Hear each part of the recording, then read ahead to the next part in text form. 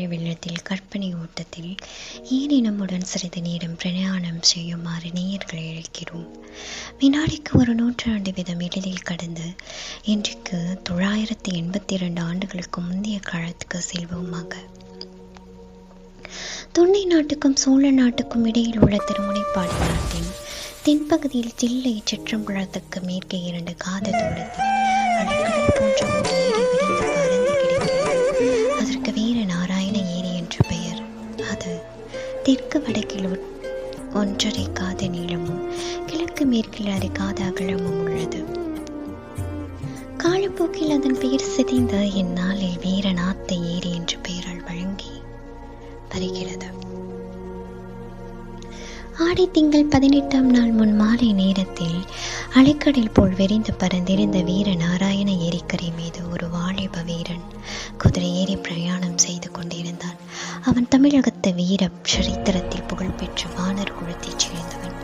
வல்லவரையான் வத்தியத்தேவன் என்பது அவன் பெயர். நெடுந்தூரம் பிரயாணம் செய்து அழைத்து கழித்திருந்த அவனுடைய குதிரை மெல்ல மெல்ல நடந்து சென்று கொண்டிருந்தது. அதை பற்றி அந்த இளம் வீரன் சிறிதும் கவலைப்படவில்லை. அகண்டமான அந்த வீரநாராயண ஏரியின் தோற்றம் அவன் உள்ளத்தை அவ்வளவாக வசீகரித்தது என்று சொல்லலாம். ஆடி 18ஆம் பெருக்கன்று சோழ நாட்டு நதிகள் எல்லாம் வெள்ளம் இரு கரையும் தொண்டு ஓடுவது வழக்கம். அந்த நதிகளில் இருந்து தண்ணீர் பெறும் ஏரிகளும் பூரணமாக நிரம்பி கரையின் உச்சியை தொட்டுக்கொண்டு அழை மோதிக்கொண்டிருப்பது வழக்கம்.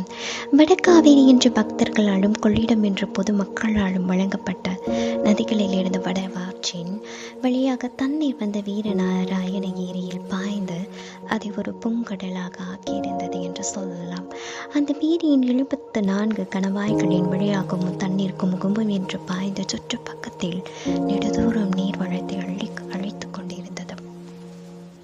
அந்த ஏரி தண்ணீரை கொண்டு கண்ணு கொட்டிய தூரம் கழனிகளில் ஊழவும் விரைத்திழைப்பும் நடவும் நடத்து கொண்டிருந்தது. உழுது கொண்டிருந்த குடியானவர்களும் நடுவு நட்டு கொண்டிருந்த குடியான பெண்களும் இனிய இசையில் குதூகலமாக அங்கங்கே பாடிக்கொண்டிருந்தார்கள். மீதி கதையை நாளைக்கு கதைப்போம். அதுவரை உங்களிடமிருந்து விடைபெறுவது நான் உங்கள் அன்பு தோழி இலக்கியா. நன்றி.